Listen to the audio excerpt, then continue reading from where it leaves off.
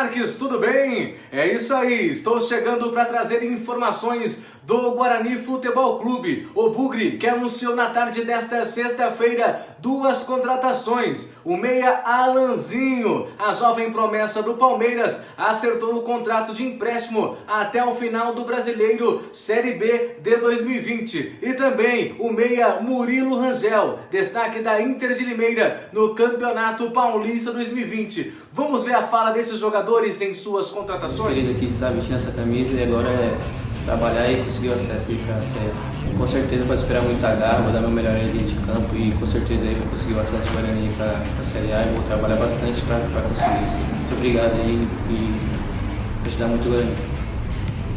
Muito boa, né, cara? Eu tô muito feliz de estar vindo pro Guarani, né? Um clube que é muito grande, tem uma camisa muito pesada, que demonstrou interesse, né, no meu futebol já tem um tempo e hoje, graças a Deus, se concretizou e eu estou aqui. Foco total agora no Guarani, venho para cá com a cabeça focada e completamente disposto a ajudar, né, aos meus companheiros, a instituição do Guarani e a elevar cada vez mais o nome do clube. Um jogador técnico, né, com bom passe, né, um jogador que tem por suas características a bola parada, como já falei aqui, aquele último passe, e com muita disposição e vontade de vencer sempre.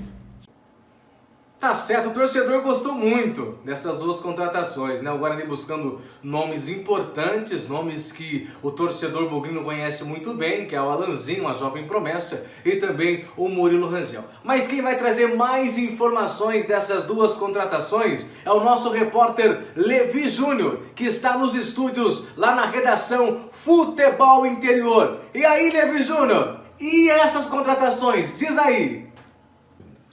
Boa tarde, Gustavo. Boa tarde, ouvintes da Rádio Futebol Interior. Duas novas contratações da equipe do Guarani. O meia Alanzinho, vindo do Palmeiras, vai estar à disposição do professor Thiago Carpini após a regularização no BID.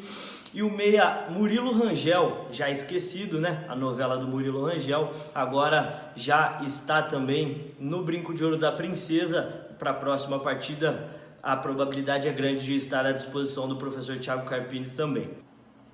Esse Levi Júnior, grande Levi Júnior, que vai estar comigo hoje à noite, hein? Às 21 horas, abertura da jornada esportiva do Bravo Bugre Guerreiro Guarani enfrentando a equipe do Náutico. É isso aí, torcedor. Valeu, hein? Voltamos a qualquer momento aqui nos estúdios da Rádio Futebol Interior com mais informações do Guarani. Valeu!